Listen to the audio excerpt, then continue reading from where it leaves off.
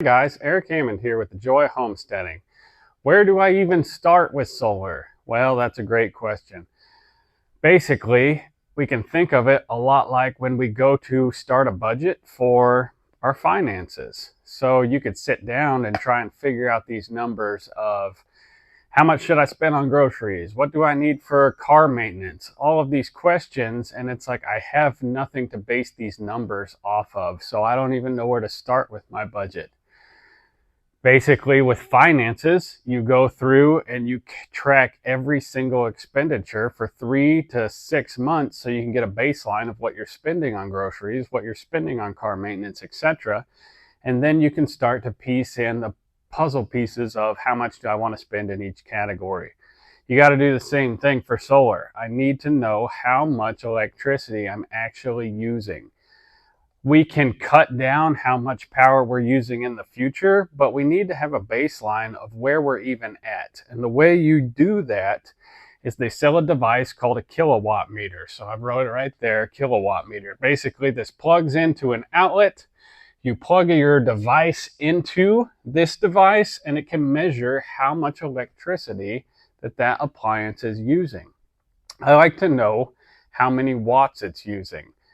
So if it's an appliance that runs continuously, I can hit the watt button and I can see how much power that object is actually drawing. If it's something like a freezer, that thing's not running all the time. So you do need to know a couple things about your freezer. It will take a higher startup amount of energy to turn the compressor on. And then once it's running, it'll take a lower amount. But you need to know the average of power over a period of a day and then in multiple seasons. So your freezer may pull 500 watts when it starts. It may take 200 watts while it's running, but it may only run for a couple minutes at a time. So when you figure that into kilowatt hours, which is what the power company is charging you, you may find that it doesn't take a tremendous amount of electricity over the period of a day, especially like say in the winter time. And then once we have those numbers, we can see exactly what power we're using, and we can start to make a plan as to our solar capacity for our battery bank and solar capacity for our panels on our roof. But you need to keep track of what everything is. And I'll give you one fine example. I had an LCD TV. So when I plugged it into the wall and I checked it, I was pulling about 220 watts to run the TV. And then I wanted to stream a Netflix show, and I plugged in my PlayStation 3, and that took about 120 watts. So together, it's like 370 watts just so I could watch something on television, stream it from the internet.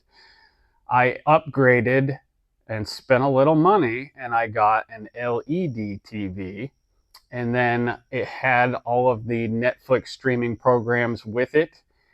So it cut my energy usage down to about 20 watts, and I only needed one device. So sometimes you spend a little more money to save in actual electricity in the end. It's something to think about and just a place to get started. Let me know if you have any questions. Go ahead and hit like and then subscribe to this channel, and we're going to do a lot more solar stuff. We're going to do a lot of homesteading stuff, and we're going to talk about ways to save money, budget. It's going to be awesome. See ya.